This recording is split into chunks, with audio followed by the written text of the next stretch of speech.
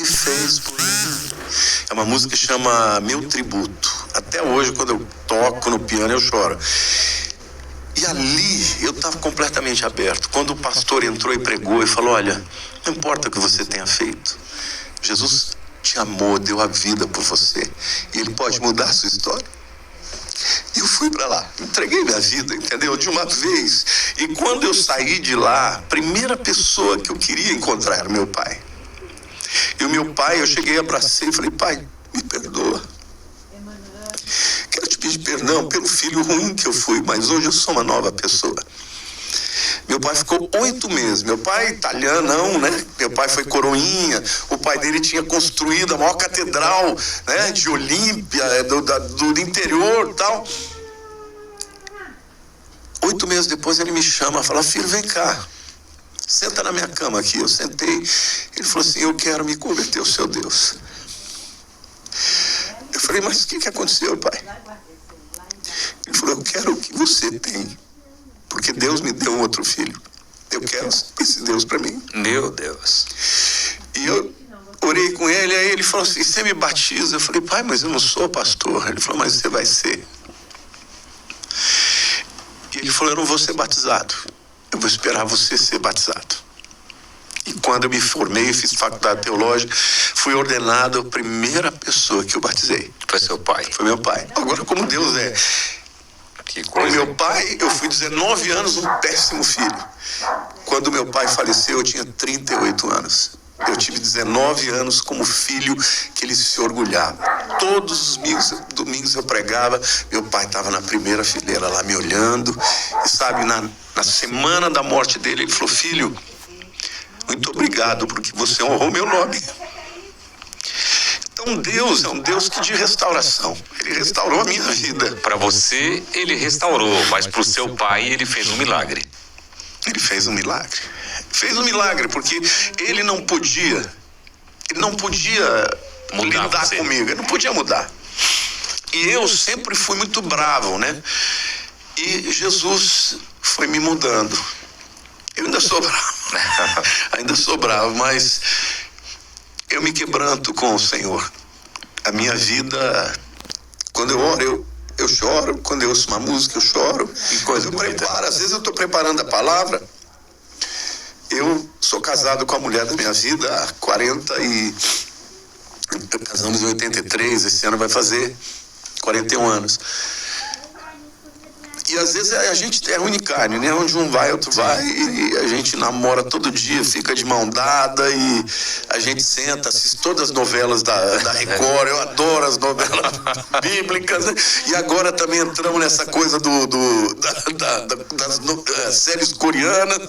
Das séries, tem séries coreanas boas, É maravilhosa, a gente chora. Mas é bíblica também? Não. Mas é leve. São histórias muito bem construídas, mas leve, não tem sacanagem, não tem essa coisa desse apelo sexual que tem algumas novelas. Que não dá pra ver mais. E a Lília tá comigo, assim, a gente vai pra lá e às vezes eu tô preparando a Ela palavra. também prega? Prega. Na igreja nós temos 3 cultos no domingo. Uhum. Ela prega das 9, eu prego às 11 e o meu genro prega às 18. O genro também? Genro e a filha. Que legal isso, hein? E aí, às vezes Deus fala comigo, ela começa a ouvir eu chorar. O que Deus fala com você? É quando eu leio a palavra, quando ele fala da graça, quando ele fala do amor, quando ele fala do perdão, quando ele fala do amor incomensurável, extraordinário que ele tem pelas pessoas. Eu olho para trás e falo: Deus, por que o Senhor me escolheu? E a Bíblia fala, sabe, que quando a gente chegar nos céus, não vai ter lugar para ninguém ser glorificado, a não ser o Senhor. A gente vai olhar para ele e vai dizer: foi por causa dele. Porque a Bíblia diz: onde abundou o pecado, superabundou a graça. A graça de Jesus na minha vida é infinitamente maior do que os meus pecados, que eram muitos. Então, isso explica um pouco, por exemplo, quando você disse, quando ele voltar e que os judeus verão em sua mão Os sinais. os sinais. Como você acha que vai ser Jesus perante aos judeus? A reação deles, lógico, vai ser mais ou menos o que você falou. Vai ser de amor. Então, existe um personagem na Bíblia... Vai nessa história do pecado, o amor vai ser muito maior. Muito maior. Ele já ama, Deus ama a nação de Israel. Essa proteção sobrenatural, o que você acha? É Deus esperando. Existe eu não sei se você já ouviu falar, mas existem personagens que aconteceram no Velho Testamento que apontam para Cristo. Jesus certa vez disse assim: examinai as Escrituras, pois julgais ter nelas vida eterna. Jesus está falando, elas testificam de mim. Em todos os livros da Bíblia você encontra Jesus. O judeu ainda não enxergou isso, mas um dia eles vão enxergar. Mas tem uma personagem que é muito o tipo de Cristo, que é José. José foi traído pelos irmãos. José era o filho amado do pai Jacó, e os irmãos tinham inveja dele. E um dia Jacó manda ele ir até o campo para ver como os irmãos estavam. Eles primeiro quiseram matá-lo, mas depois Judá falou: não mata não, vamos jogar nesse poço. Aí depois tiraram e venderam para os midianitas e para os ismaelitas. E aí eles os venderam para o Egito.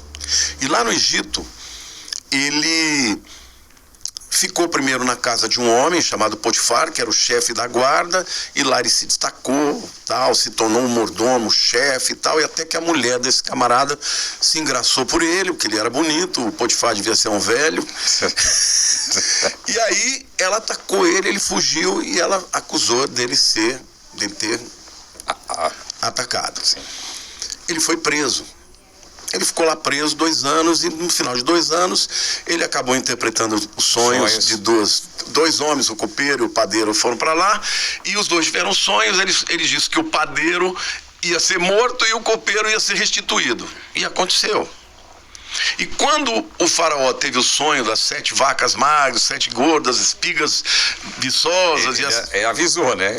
Ele estava desesperado, porque ele sabia que era um presságio. Aí o copeiro falou: olha, eu estou em falta, mas tem um homem que interpreta sonhos. E aí José foi trazido na presença do faraó, interpretou, e ele resolveu o problema do Egito, porque ele falou: você tem que armazenar em silos e tudo, porque serão 7 anos de muita fartura e depois 7 anos de seca. E na seca, as nações todas vizinhas vinham até o Egito para comprar mantimento, porque eles tinham armazenado. E quando chegam os irmãos de José, está lá José com o chefe do celeiro. E aí a história é linda, porque ele faz toda uma mise-en-scène, não fala quem ele é e tal. Ele fala: olha, vocês têm outros irmãos? Aí tinha um outro irmão que era o mais novo, que era o Benjamim, né? Que era filho da mesma mãe que ele, que era Raquel. Os outros eram filhos da outra esposa de Jacó, que era Lia, das concubinas. Bom, para encurtar a conversa, depois ele se revela para eles dizendo: olha, não foram vocês que fizeram isso para mim. Foi Deus que fez isso, para que eu pudesse estar aqui hoje salvando vocês da fome e da extinção. E eu creio que tem muita semelhança entre José e Jesus, porque Jesus, assim como José, era o amado do Pai. Assim como José, ele foi traído pelos irmãos. Assim como José, ele casou primeiro com uma esposa gentílica, porque a Bíblia diz que a igreja é a esposa de Cristo, mas a igreja é gentílica, não é de judeus. Mas depois ele é reconhecido pelos seus irmãos judeus, e isso vai acontecer na batalha do Armagedon, como Zacarias diz, que eles vão olhar para os céus e eles vão reconhecer os sinais nos cravos, vão dizer: então era você. E a Bíblia diz que vai haver choro em Jerusalém, as pessoas vão prantear como choram por um primogênito. Meu Deus. É uma profecia extraordinária, entendeu? E isso vai acontecer, mas no coração de Jesus não haverá nenhum rancor, porque isso tudo aconteceu debaixo da soberania de Deus. Agora... E das profecias. Agora, o ódio com Israel Não é como alguns cristãos no passado interpretaram, não, é Deus punindo. Não, é o ódio de Satanás contra os judeus. Porque Satanás odeia tudo que Deus ama. Por que que eles brigam tanto por aquele pedaço de terra? Por quê? Por quê? Porque lá é o lugar onde Cristo vai reinar. Satanás, ele tem ódio, ele quer tudo o que Deus deu para Cristo. Então, Deus falou, escolhi esse povo, eu vou matar esse povo. Porque, por exemplo, lá no Gênesis, tem um texto em Gênesis 3,15, depois que Adão peca e que vem a palavra de Deus, ele faz uma profecia. Ele diz, ele está falando com a Satanás, né? Ele diz assim, olha, o descendente da mulher vai pisar na tua cabeça. E o teu descendente morderá o calcanhar dele. Então está falando o quê? Que o descendente da mulher, descendente, obviamente, de Eva, que vai pisar a cabeça da serpente, é Jesus na cruz. Mas a custa do quê? Da sua morte. Como é que uma cobra mata e inocula o seu veneno? Geralmente, quando você anda desapercebido, ela vem e morde o seu calcanhar. E você morre envenenado. E essa profecia é a primeira profecia da redenção. Então, só que a morte de Jesus não foi a sua derrota, mas foi a sua vitória. Sim. A Bíblia diz que ele despojou os principados e potestades, triunfando sobre eles na cruz. Por quê? Porque ele nunca pecou e pôde ser o Cordeiro sem pecado, que foi entregue do mesmo jeito que na Páscoa, Moisés disse que todo líder judeu devia matar um cordeiro de 1 ano sem defeito, para que o sangue fosse pintado nos umbrais da porta, e quando viesse o anjo da morte, os primogênitos daquela casa que tivesse o sangue nos umbrais não fosse morto. Sabe o que está apontando para aquilo? Para Jesus. Por isso que João Batista olhou para ele e disse, eis o Cordeiro de Deus que tira o pecado do mundo. Até os umbrais, se você pegar o sangue aqui, o sangue aqui e o sangue aqui, se você traçar uma linha, a cruz. Sim. Então Jesus é o Cordeiro de Deus perfeito. E você quer saber de uma coisa? O chefe de família, ele tinha que pegar um cordeiro de 1 ano no 10º dia do mês de Nisan, ou Abib, que naquele tempo era. E esse cordeiro tinha que ficar dentro da casa durante 4 dias, sendo examinado para ver se não tinha defeito, se não tinha nenhuma sarna, se não tinha nenhum ossinho quebrado, porque Deus não aceitava se não fosse perfeito. Jesus entrou em Jerusalém no 10º dia de Nisan, e no 14º dia de Nisan ele foi morto, no dia da Páscoa. Exatamente. Ele é o Cordeiro. Enquanto o sumo sacerdote subia a rampa do altar do sacrifício às 9 horas da manhã, amarrando o cordeiro, Jesus estava sendo crucificado às 9 da manhã. Às 3 horas da tarde, o sacerdote subia lá e degolava o cordeiro para fazer a cerimônia da Páscoa. Às 3 horas da tarde, Jesus expirou e entregou o Espírito e disse, está consumado. Então, tudo de Deus foi feito ali. Tem um cântico que diz, né, o melhor de Deus está por vir. Não, o melhor de Deus não está por vir. O melhor de Deus já veio. É Jesus, é o melhor de Deus. Então ele é o Cordeiro de Deus que tira o pecado do mundo. Tudo aponta para Jesus. Por isso que ele diz, vocês estão examinando as Escrituras, vocês julgam ter nelas vida eterna, elas falam de mim. Agora, tem tantas coisas, por exemplo, no dia dos tabernáculos, ao último dia da festa, no 8º dia, o sacerdote, ele ia até o tanque de Siloé, pegava água e via uma procissão. E eles cantavam uma música de Isaías, cantando as águas da salvação. Sabe como é que é salvação em hebraico? Não. Yeshua. É o nome de Jesus. Então, no 8º dia, o povo estava indo lá e ele vinha, ele lavava lá o altar e cantava aquela música. Ele falou, eia, eu estou aqui. Se alguém tem sede, venha a mim e beba. E aqueles que beberem de mim, da minha água, sairão rios de água viva. Ele estava cumprindo essa profecia de Isaías, camarada lá no altar, lavando, fazendo um ritual, sem saber que a verdadeira salvação, que é Yeshua que eles estavam cantando, sim, era Jesus. Que coisa linda. Como é bom ter conhecimento, tanto que você já leu a Bíblia quantas vezes? Já estudou a Bíblia? Já perdi a conta. A Bíblia eu leio pelo menos 2 vezes por ano. Por ano? E você encontra coisas assim que você fala, isso aqui quer dizer isso? Ou você já sabe tudo que tem ali? Não. É um livro inesgotável. Uma coisa é você ler. Quando eu leio a Bíblia, assim, de Gênesis, Apocalipse, eu leio para minha devocional. Ok. Mas quando eu vou estudar, aí eu me aprofundo, leio o original e tal. Aliás, eu queria dizer para vocês que eu tenho um curso que eu já lancei várias vezes que chama Panorama da Bíblia.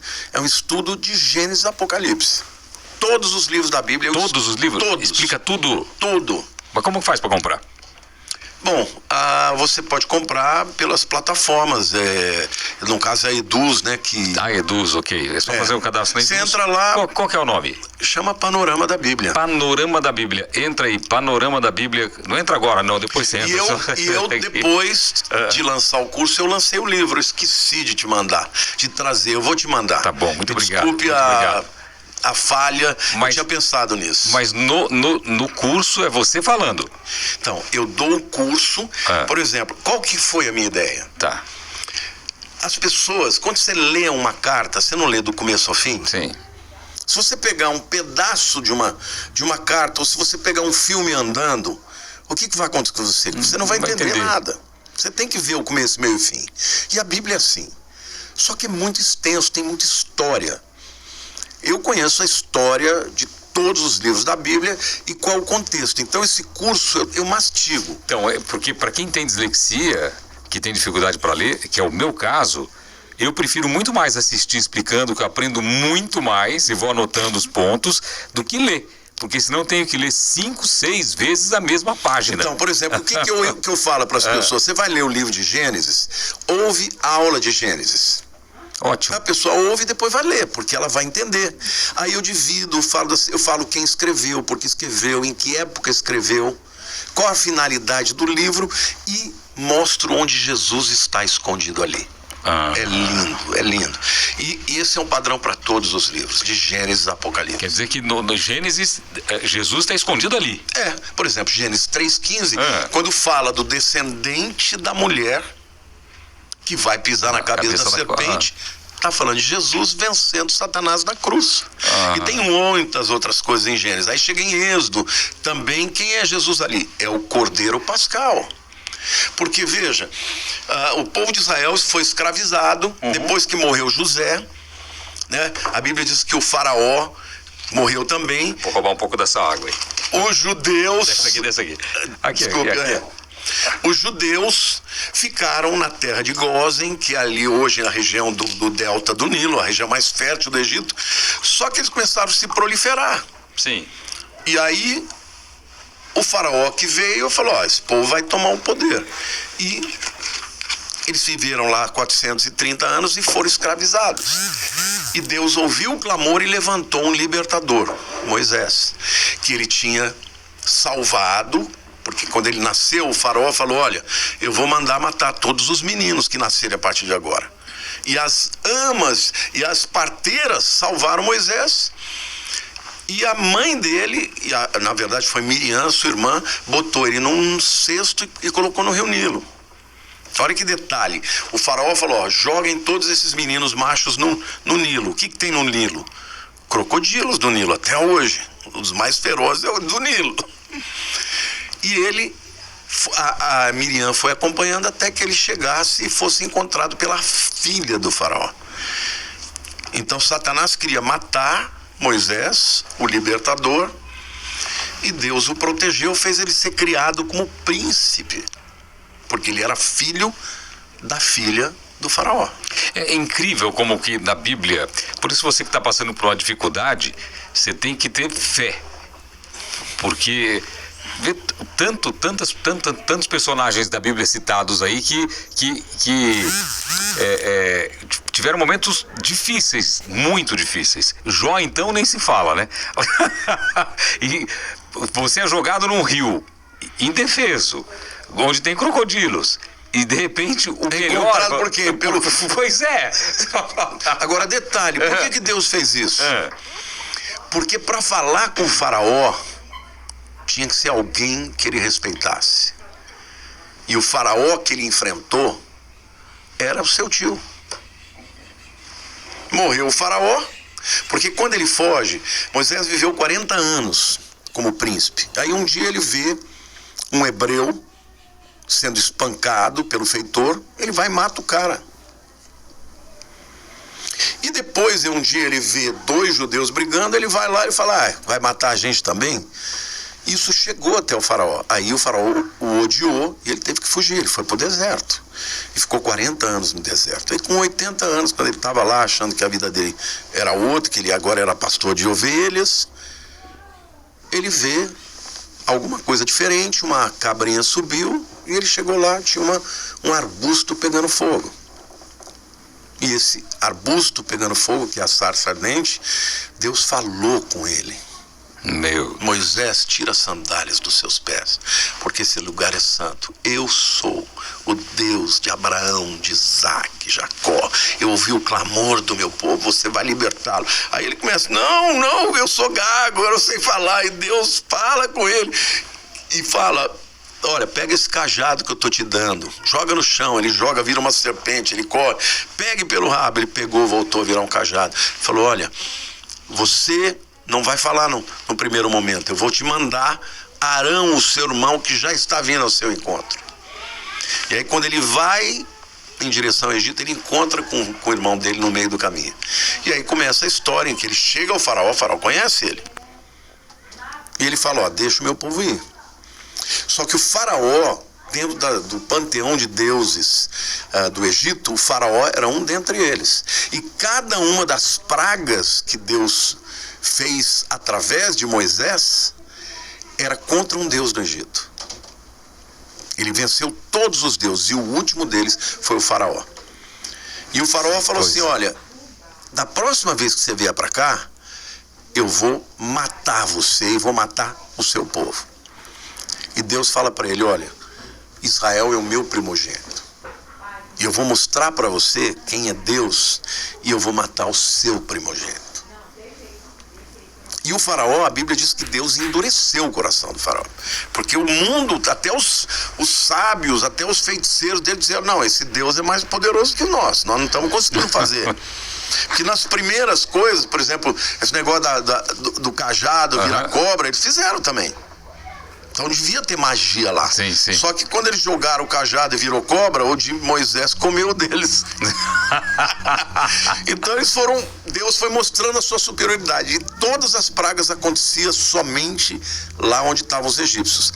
Na terra de Gósen não acontecia nada. Quando teve escuridão, o povo lá em Israel, na terra de Gósen, no Egito também, mas na área dos escravos, estava tudo bem. Na última praga, que é a praga da morte dos primogênitos, Deus fala, você mate um cordeiro de 1 ano, um cordeiro perfeito. Ele tem que ser examinado 10º ao 14º dia, vocês têm que comer o cordeiro inteiro e as ervas amargas, porque amanhã vocês vão sair apressadamente para a liberdade. E Moisés fez isso e morreram todos os primogênitos no Egito, até dos animais. Até dos animais? Até os animais, primogênitos morriam. E os primogênitos de Israel ficaram todos vivos. Por quê?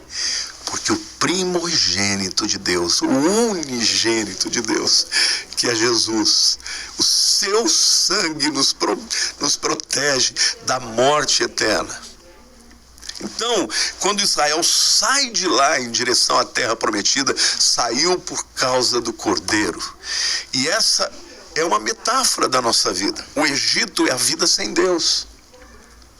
A vida sem Jesus, nós éramos escravos do pecado, de Satanás. mas porque Jesus morreu. E comer o cordeiro é apropriação pela fé de Cristo. Nós, quando aceitamos a Jesus como nosso Senhor e Salvador, você está comendo o cordeiro. Você entendeu? Sim. É o sangue dele, que é a sua morte, que me salva e que me perdoa os pecados. Mas eu tenho que me apropriar. Então, e é interessante porque Deus falou assim: você tem que comer o cordeiro inteiro, não pode deixar resto. Se for muito para uma família, junta 2 famílias, mas tem que comer ele inteiro. Então eu sempre digo, Jesus nunca será pouco para uma família. Ele pode ser demais, grande demais para você juntar, mas nunca deixará de ser suficiente. Então tem que se apropriar de tudo que ele fez. E a abertura do Mar Vermelho é um milagre de Deus, porque eles saem dali, né? Eles chegam diante do Mar Vermelho, o exército de Faraó, porque depois que Faraó falou, já perdi meu primogênito, vou perder tudo, eu vou matar esse povo. Na verdade, Deus endureceu o coração. Aí Deus abriu o mar, o povo passou a pés enxutos, e aí entraram os exércitos de Faraó, quando o povo já está saindo e fechou. Então, assim, esse Deus, como eu falei, Jesus está em tudo. Onde está Jesus em Êxodo? Ele é o Cordeiro. Sim, mas ele não é só o Cordeiro, ele é o legislador. Moisés é o legislador. E Jesus é a palavra de Deus. Moisés recebeu a palavra de Deus. Você quer ver um outro detalhe? Lá no Monte Sinai, quando Moisés recebeu a lei, foi a primeira celebração da festa de Pentecostes. Sabe o que aconteceu também no dia do Pentecostes? Não. Desceu o Espírito Santo. Então, tudo que você vê Jesus. No livro de Levíticos, é um livro que fala, por exemplo, de todos os tipos de sacrifícios cerimoniais. Jesus representa todos aqueles sacrifícios. Todos os sacrifícios, a oferta pelo pecado, a oferta por exemplo, você cometeu um crime e não sabia, foi sem querer. Jesus representa tudo aquilo. Moisés estabeleceu as chamadas cidades de refúgio, onde o indivíduo que tinha matado alguém sem querer podia fugir. Jesus é o nosso refúgio. Ela mostrou a plaquinha ali? Tô falando demais. Não, tá nada. Ela mostrou a plaquinha ali, tá ótimo. Eu adoro isso. Tô aprendendo demais hoje. Nossa Senhora, é muito bom te ouvir. Lamartine, é muito bom te ouvir. Boa. É muito bom. Falando em te ouvir, você faz palestras no mundo todo, não? Faço, no mundo inteiro. Estados Unidos? Na Europa, já fui algumas vezes, Estados Unidos. Agora, por exemplo, em maio, eu estou indo para Londres. Eu vou falar lá. Você fala para brasileiros ou fala para... Não, eu prego bem inglês também. Inglês também? Inglês também. Italiano eu falo bem, mas eu não tenho coragem ainda de pregar. Eu quero ficar uns 3 meses. Eu tenho uma pastora muito amiga na Itália, em Milão. Ela fala, mas você fala tão bonito, vem pregar italiano. Eu falo, ainda não tenho, não riesco ancora a predicare solo in italiano. Eu falo che però capisco tutto. E eu não falo niente. Eu tenho que aprender a falar italiano. Eu estudei um tempo italiano e acabei esquecendo de muita coisa, assim, mas eu entendia tudo.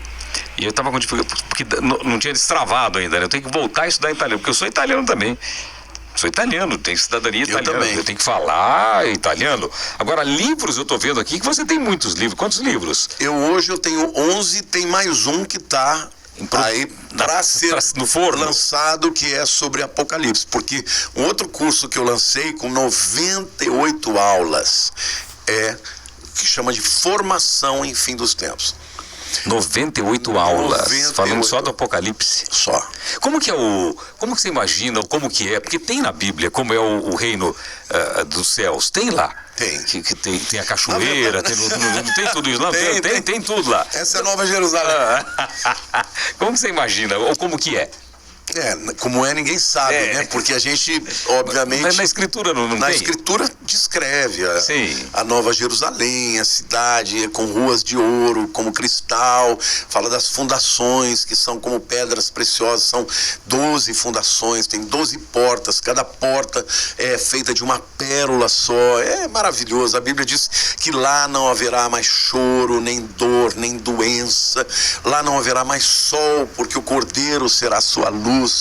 Meu Deus. Lá, olha, vai ser o lugar onde não haverá mais dor, nem choro, nem maldição, nem mais tentação, nem Satanás. Lá nós estaremos vivendo. E agora, detalhe, não é no céu que nós vamos ficar, é na terra. Na terra. Porque a Bíblia, mas não é essa terra aqui. Tá. Porque Apocalipse diz, eu vi novo céu e nova terra. Deus terminou com o mundo uma primeira vez com água, no dilúvio. Mas ele prometeu ao Noé, através do arco-íris, que nunca mais o mundo seria destruído por água. Mas Pedro fala que no final o universo, todo mundo vai ser transformado pelo fogo. Vai ser uma purificação. Aí entra aquele lance, por isso estão querendo ir para Marte. O Elon Musk. Hoje está em alta, estamos falando dele, deve estar com a orelha quente. Você já tinha pensado nisso, não? Não, na verdade não é só a Terra. Eu creio que vai haver um cataclisma no universo. No universo. É mesmo? Eu penso. Eu penso que... Isso pode ser a qualquer momento? Não. Veja. Não, os sinais estão aí. Qual é o próximo evento que virá? Okay. Na minha opinião, arrebatamento. Só que aí tem mais 7 anos que vão acontecer. Depois de 7 anos do arrebatamento, Jesus volta. Aí ele julga as nações e começa o milênio. Aí ele vai governar na terra, nesta terra, 1000 anos. 1000 anos? 1000 anos. Satanás vai ficar preso e ele vai mostrar ao mundo o que é governar com justiça e equidade. Então não vai ser o dilúvio que vai acabar com a bagunça toda. Não. Ele vai organizar isso aqui pessoalmente. Só que no final do milênio, ele solta Satanás e dá de novo a ele a oportunidade de seduzir as nações. E mesmo as pessoas terem visto Jesus governar o mundo com integridade, com perfeição, alguns vão escolher Satanás. Meu Deus. E aí depois ele vem e acaba com essa guerra, com essa rebelião, e vem o juízo final. O juízo final é o juízo do grande trono branco. Nessa hora, todo mundo vai comparecer perante o Senhor. Todo mundo. Os que são salvos, estes não passarão por esse juízo final. Eles passarão por um outro tribunal, que é o tribunal de Cristo. Mas isso é complicado de explicar aqui. Sim. Por quê? Porque Jesus disse, aqueles que creem em mim, nas minhas palavras, naquele que me enviou, não entra em juízo, mas passou da morte para a vida. Por que eu não preciso ser julgado para a salvação ou para a perdição? Porque Jesus provou o inferno no meu lugar. Então ele já pagou o preço. Tem um filme, não sei se você se lembra, que é aquela com a Jamie Lee Curtis, chama, em inglês é Double Jeopardy, que é risco duplo. Que é uma mulher rica que tinha um marido, e aí, num momento assim, no mar, tal, ele simula uma morte. E ele arma para que ela fosse culpada, e ela vai para prisão. E aí ele volta, pega todo o dinheiro dela e tal, e vai para um lugar distante, monta um hotel e vende obras de artes e tal, e ela descobre que o camarada enganou ela. Sim. Então, quando ela cumpre a pena, ela vai se vingar dele. E aí tinha um detetive que ela saiu da condicional e vai atrás dela, e uma hora ele prende ela. Falou, mas eu fui enganada, acredite em mim, me dá a oportunidade. E ele deixa, eles preparam uma cilada pro cara. Aí ela aparece pro marido vivo, e ela aparece com uma arma assim, ela falou, vou te matar. Aí ele fala assim, não, você não vai me matar, porque se você me matar, daqui a pouco vem toda a polícia aqui e você vai ser presa. Ela fala, não, eu já paguei a pena pela sua morte. Eu não posso ser presa por isso. Isso significa que ninguém pode pagar 2 vezes a mesma pena. Então, trazendo para o lado espiritual, Jesus pagou a nossa pena. Então, quem crê em Jesus não estará no juízo final para ser julgado para salvação ou não. O julgamento que nós vamos ter diante do trono de Cristo é para recompensas. Então, Entendi. o apóstolo Paulo fala que o fogo vai provar Então, se a obra de alguém for como madeira, feno e palha, vai ser queimada, não vai sobrar nada, mas o tal será salvo, como que pelo fogo. Mas se a obra deste alguém for como ouro, prata e pedras preciosas, o dia revelará. O que acontece com o fogo quando passa no ouro? Purifica. Na prata, purifica. As pedras preciosas, elas foram formadas com pressão e calor. Mas todo mundo que chegar diante do Bimá, que é o tribunal de Cristo, já é salvo. Amém. O juízo final, não. No juízo final, o camarada que chegar lá e não aceitou Jesus... Você imagina, tem gente que vai ganhar o Oscar lá, não é? Não, quem não for achado inscrito no livro da vida será lançado no lago de fogo. É terrível. Como que você encara a morte? Como que você vê a morte? Porque, assim, quem não tem fé, não tem um entendimento grande, sofre muito mais, não sofre? Ah, sim. Por exemplo, quando eu perdi minha mãe era a segurança de amor da minha vida, né? Eu tive um sentimento duplo. Eu preparei uma das mensagens mais lindas da minha vida, que é Mansões Celestiais. O céu, um lugar de reencontros. Onde eu mostro biblicamente que a gente vai reconhecer as pessoas que a gente ama e aquelas que são de Jesus. Eu tenho muita certeza disso. Eu tenho muita certeza da vida eterna. Celso, a minha vida, às vezes eu penso que eu sou meio louco. Porque eu penso em Deus o dia inteiro. O dia inteiro eu falo com Ele. E eu tenho certeza. Agora, muitas vezes você pode estar menos firme na fé, e aí você fica mais suscetível, por exemplo, às ameaças da vida, né? A uma enfermidade, ao medo de ficar doente. Isso a gente passa por isso. Mas o meu espírito, eu sei que o meu Redentor vive. Jó, ele passou, né, todo aquele tempo sendo acusado pelos amigos, né? E ele falou: Deus, tira a minha vida. Eu quero morrer, porque eu sempre fui justo. O que está acontecendo comigo? Mas chega um momento que ele fala: eu te conhecia, te ouvi falar, mas agora os meus olhos te veem. Coisa que eu mais desejo na minha vida é fechar os olhos aqui e abrir os olhos e ver Jesus, meu Salvador. Eu sou italiano, eu sou chorão, mas eu sou bravo também. Agora, não tem nada que me faz chorar mais do que o Senhor. Por quê? É tão bonito de ver isso. É bonito demais de ver. Eu fiquei emocionado várias vezes aqui com você. Emocionado com o seu amor por Jesus. É algo... Eu fico pensando assim, você pediu para o Espírito Santo amplificar a sua fé? Como que esse amor foi crescendo? A Bíblia fala que aquele que foi muito perdoado, muito amor. Imagina uma criança que nasce e não tem culpa de ter um temperamento forte. Então, eu tinha uma irmã mais velha que eu que me provocava. E eu sentava a mão nela. Aí meu pai vinha e me batia. Nunca encostou o dedo nela. Tudo bem, eu posso ter errado muitas vezes, mas não todas as vezes. Então eu cresci com um sentimento de rejeição muito grande do amor de pai. Então, eu reagi com revolta. Eu enfrentava... Olha, quando eu mudei para São Paulo, eu tinha 13 anos. Eu tinha 13 anos, um pirralho. Eu não sou alto hoje, mas imagina, eu com 13 anos, eu tinha 1,54 m, magrinho.